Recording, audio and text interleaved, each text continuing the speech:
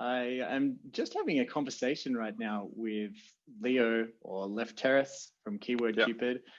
We've just been having a chat, and he's actually in the process of preparing a course which is going to be coming out in the next 1 to 2 months. And what he's been showing me has just been really blowing my mind. So I asked him if he would mind if we just hit record, and we'll take you through a little preview of some of the things that are inside of this.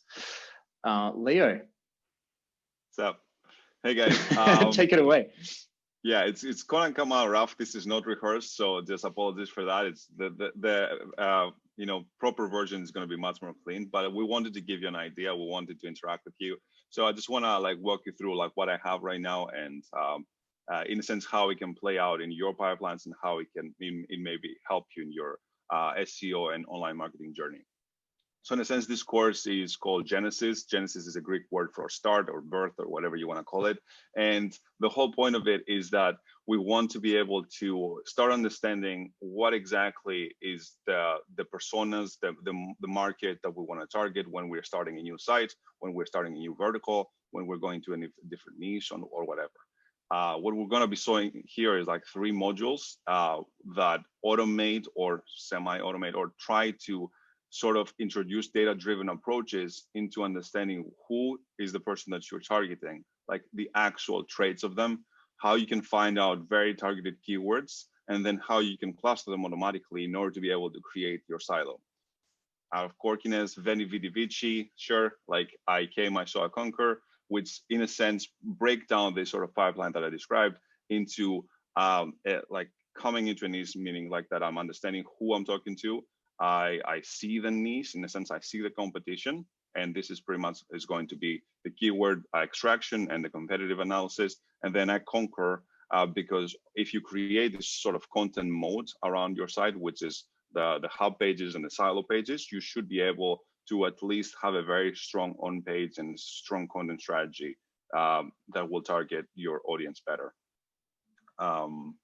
So I can show you a few of the things. This is pretty much the outline where we're going to be using Facebook audience insights and Snapchat audience insights in order to be able to get the statistics out of what we are researching. In the beginning, we will be able to find out different ways in order to get the seed keywords.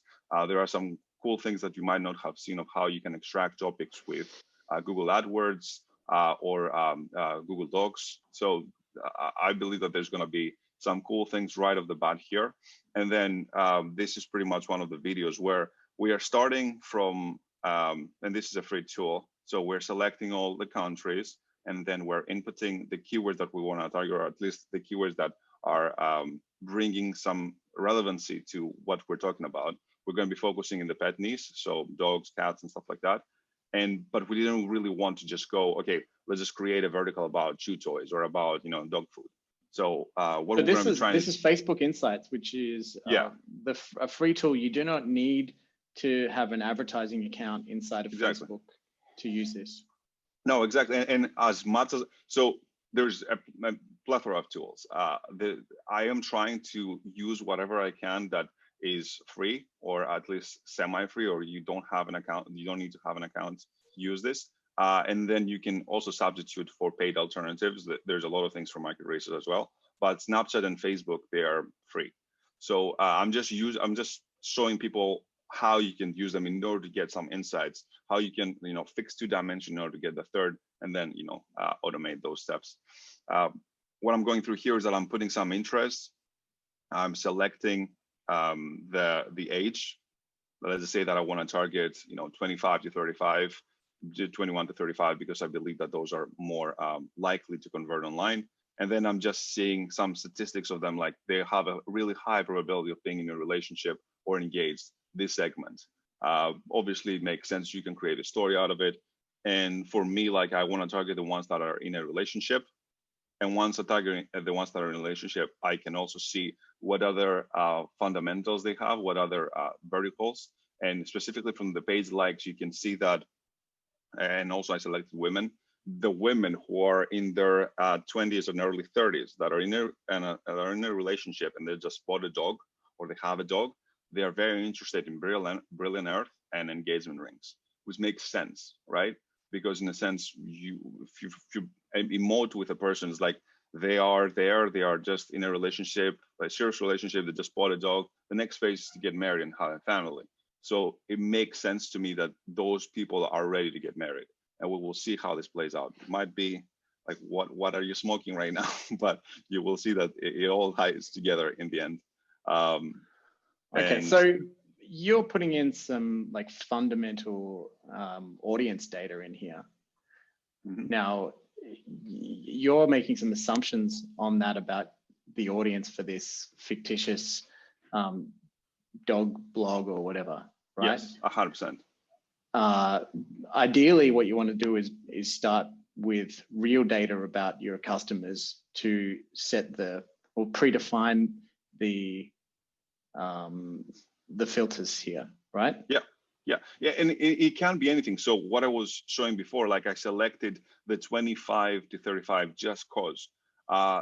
You could have selected a different age segment, if I ever. Yeah, like as you can see here, it's actually when I selected all the things that are defining my niche, the segment for the older ages, it's actually higher. And this is also going to determine the rest of the characteristics. It depends on what you want, and that's the beauty of it. Is like that if you have a story in your head, or if you have like different stories. Like let's just say that now I'm selecting the millennials, then I can select the 18 to 24. Maybe they are single, which they are because I have done the research. They have different fundamentals, and you can start getting a lot of different variability in terms of like who you're targeting, who is the persona that you're reaching out to. And that's where I want to start from, because my my belief is that, you know, we usually write content based on keyword research, based on impressions, forecasted impressions, which like leave the user out of it. Whereas if we can start from the persona and we visualize the persona really hard, and we can also send pictures to the writer, just a short paragraph describing who these people are, then the content that they're creating is going to be much more engaging. And it doesn't have to be addressing only one segmentation or only one demographic. It can be various ones, and it has to be various ones. But to your point, yeah, if you have a segment that you know that you're targeting, like I am targeting only people who are 35 to 45 business owners, don't want anyone else, don't care about anyone else, then yeah, sure, select them here.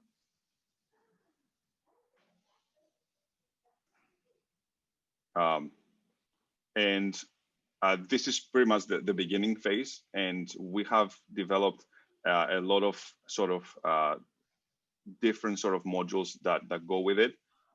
Let's just say there are some notebooks, collab notebooks that I'm going to be releasing, if Zoom ever lets me move that thing. Oh gosh. Okay.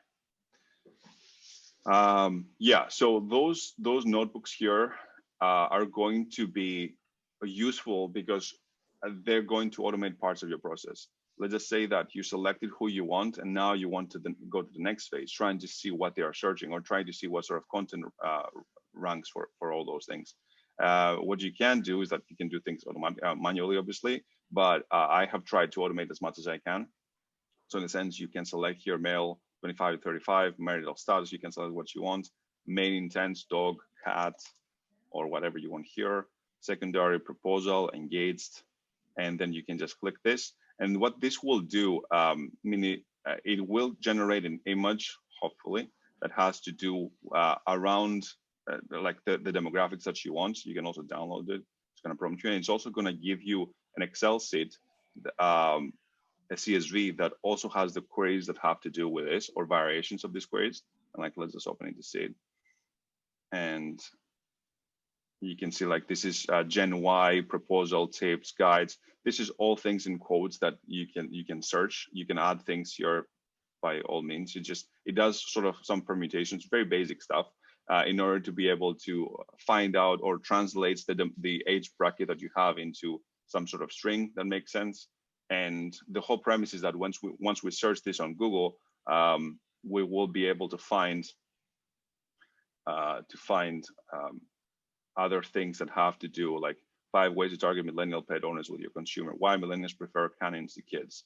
You know, that's something that I didn't know before I started this research, that there is a specific thing about millennials that they're replacing the kids with dogs. And this speaks to like the way that we live in. And we could miss this if we didn't start like this whole process. Anyways, and there, I know that this sounds sort of like what's the point of it, but there is a lot of interesting methods that I'm releasing here in terms of like actually using machine learning in order to understand, to do face image recognition and understand what is the age of a person that appears in the image, so you can study all the code that I'm releasing here. I think it should give a lot of interesting insights in terms of like how you can use neural networks to understand what happens in an image. Like, I know that it sounds trivial, but the fact that I understand automatically that this is a person that's fictitious, but is also in the bracket of 25 to 38 is not something that, you know, it's trivial to a human, but to a machine it's a bit more complicated. So you have the chance to also learn how it works in terms of code if you want to dive into that module. But you don't. You want to build out a niche site with a personal brand persona behind that. And then, and you can do whatever. Here you go. Here's your guy. You can give him a name. You can put him on the homepage, and he's going to relate to all of the users who come to the website. You finished off with the kind of final output from this exercise in that the keyword research based on the audience filtering that you did in a bunch of different kind of sub silos or whatever you call it. Do you want to jump to that quickly and take us through that? That's true, because this is going to take a while. So like, let's just jump directly to what happens in the end. And what you're getting in the end after we talk about, you know, keyword research, keyword clustering, all those things, is that you can get something like this, which is pretty much a way to build your pages or your content silos. For example, what ended up happening is that there was the keywords that we found because of this whole trail that we went to is taxis, tuxedos for pets. Again, because those people were ready to get married, what ends up happening is that they were looking for things that have to do and including those pets in the wedding. So there is this sort of other sort of intent that has to do with tuxedos, costume for dogs. And this approach here clusters together all those keywords in pages, and then the different sort of pages with each other. So you can see that the pitbull tuxedo is pretty much similar to the suit and tie for dogs, but this is a different intent. Or the large dog tuxedo actually has a different intent than the doggy tux and the dog tuxedos, puppy tuxedos, small dog tuxedos. And you can start creating pages or sort of like silos with this kind of approach. Or dog collar flower. This has to do with flowers for dog collars, because they're going to the wedding and they have to be preppy. And you can see floral dog harness. For the love of God, what else am I gonna buy as human? But yeah, if you're ever looking for a floral dog collar, please message me, because I want to understand more about this. Hey, I've just discovered a whole new subject for creating a niche site on accessories and outfits for pets at weddings. Yeah, exactly. Dude, this is brilliant, because like I didn't even know that they're putting like flower dog collars. And do you see a dog outside? Like, you want the collar to be rigid, but if you go to a wedding event, you probably want something better. And in the age of lockdowns where you can't have large numbers of people at your weddings, it just makes sense. You know what? The next closest thing is a man's best friend. Exactly. And the thing here is that because this is automatic, because this is a way to do this automatically, like you can see here, there's around 20,000 keywords after our keyword research. So you would struggle to do this manually, but through the ways that we are doing this is pretty much automatic. And you can find other things too. This is not all that has to do with, you know, weddings and stuff like that, but through our research, we found out pretty much everything that covers that is related to this, just by exploding sort of the topics that emerged from those initial keyword research, the initial queries that I showed you. And like, dog shows wedding bunnies. There's wedding bunnies apparently, horse themed wedding flavors. It's not just for dogs. Like that's the beauty of it. Like our process, although it was automatic and although it was data driven, it brought back other things too, like horse themed wedding favors. I don't even know what this is, but yeah. Tweets its own one. I don't know. Wedding bunnies. Yeah. Cat stock predictions. And what other data is in here? And those are columns HIJ. HIJ, yeah. So this is the total volume, difficulty, and CPC for those keywords. Let's go to something bigger. Those are like for the cluster. Yeah, so for the cluster, if you open it, you can see the individual metrics, but this is aggregated. So if you delete this, it will automatically update the formulas as well. And you can see that if I create a page about the cutest dog in the world 2018, you see grouped together all the 2018 has 590 views all the way in 2021, 2017 as well. So and that's the beauty of this is, again, we were discussing in the course, but the whole point is not to do this manually or not to do this in a sort of a biased way, but just look at Google and what is their card, what is the hand that they have, and just derive those relationships automatically. Wow. Well, I mean, we do something like this within our agency, but it's not as advanced as this, and it doesn't come from those insights of the audience. Well, hopefully this course can help in any ways, or can spiral ideas and just we can just go back and forth. Wow. So that gives a little preview into one of the parts of the lessons that you're going through.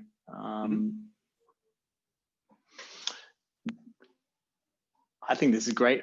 Is there anything else that you wanted to quickly mention, or is that enough for the time being?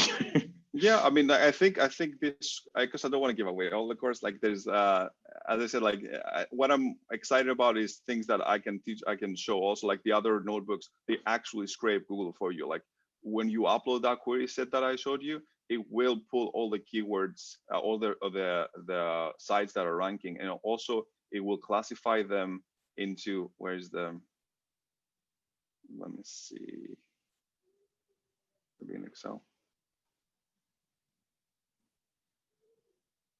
I know I had it somewhere here. What could it be? Maybe you can also add a quick lesson on how fast you can navigate through iOS with a bunch of shortcuts you're using. My God, this is oh, sorry for that. Yeah, I mean, like most people who I talk to, and because I have like around like 15 workspaces that I know mentally where they are, but people don't know that what I have in my head. So it's just a big vertigo for them. Yep, warning to target URL. Epileptics. Yeah. So automatically, one of the modules that we're having automatically will output this for you. It will scrape Google for all the keywords that you want. It will grab all the results. It will grab the titles, and also will put the intent. I mean, this is a pseudo thing that I created, and you will see the function, and we can also improve it. And that's my hope too. It's like that, in open source, in the open source software world, people contribute and they make something amazing. It doesn't have to be paid. And I know that I could create a service and a paid service that I charge like $5 a month for this or whatnot, but that's not the whole point to be money hungry. It's like to give to people, and hopefully people will build upon it, and it will come back to the community, because that's what it's all about, right? Like just improving the world that we are and the people that we work with. Me sharing some stuff, you sharing some stuff with me. Please do so if you have. But yeah, like that's one of the things that you will be getting. That Excel, that CSV that I showed you, when you upload into the second modules, you can add whatever keywords that you want. What it will do is that it will start scraping Google. It will grab the results that are ranking. It will grab the titles of them, and then it will try to put like some sort of intent so you can prioritize them. And priority also means that that URL contains your money keywords like dog, pets, cats, because there's a lot of things that are just random, like, or that was a bit more risque, consumer advice reality times, like that was ranking, but it doesn't have to do anything with pets. So maybe you, or this has to do, and it was classified as 2, but maybe you can just have a VA or someone just quickly look at it, because it can get pretty long. But right off the bat with the priority 1, I can show you the things that have to do with new home buyers putting their pets first. Wolf and Wren Press Wholesale, I don't even know what this is, but Pet Guide 2019. So hipster dog brace. That alone says everything. Maybe that's what you were seeking in life, hipster dog braces. That's another thing that you can be getting quickly. And yeah, that's the last thing that I want to mention, is like that the whole point is to build something like that people can build upon, like start with those modules and those sort of notebooks that I have here, which show like the code of like how you can merge the files together. Like once you have a lot of files from Ahrefs, how you can create one with remove the duplicates, remove a lot of things. And because I hear a lot of people talking about automation that they want in their lives, that they think that they will benefit from having automation in their agency or their affiliate sites, but they don't know how. And Google Colab is a really easy way. You don't have to install Python. You don't have to do a lot of the groundwork to have the systems, have the infrastructure in your computer. But here you can even train like some of the really advanced neural network models that I have created in training. You can train them for free here. So this is definitely something that I think is a powerful framework to learn. It's totally free. But you're actually using Google Colab to scrape Google. Yeah, that's kind of crazy, right? Yeah, but here, this is the methods that I have here. They have like, I also show here, and fair warning, I'm not going to be maintaining this because it's free. So if people start, abusing this, it's going to get blocked. But for all intents and purposes, it's like it scrapes Google within Google for free. So what else can you get? Like, and here I'm adding other things. And that's the whole point, that if you want to play with the intent, and here I have a few things that have helped me, like I'm stemming the word, I'm getting out, like if you have some sort of buy, then I did a transactional keyword. If there's a free torrent download hack, it's more of a sticky keyword because it doesn't really translate into something that I can buy. If somebody searches free stuff, it don't necessarily mean that they will buy something from you. They have a different phase of the buyer cycle. And that's pretty much how I'm classifying the intent. But the whole point is for people to see this and be like, yeah, that sucks. Let me build something better and release it back in the community. I can already see the CTO for our agency, HV Maria, grabbing this and experimenting with it. Yep, and it's cool. And as I said, like this framework is really like you're getting GPUs when you're creating this. Like sometimes, like I create generated content that's actually really good quality just by using this. It's a really powerful tool, and I think that people should, especially in SEO, because it's so vast and it has so many little modules. It is very easy to modularize this and make your life so much simpler and focus into things that have to do that require more thought process.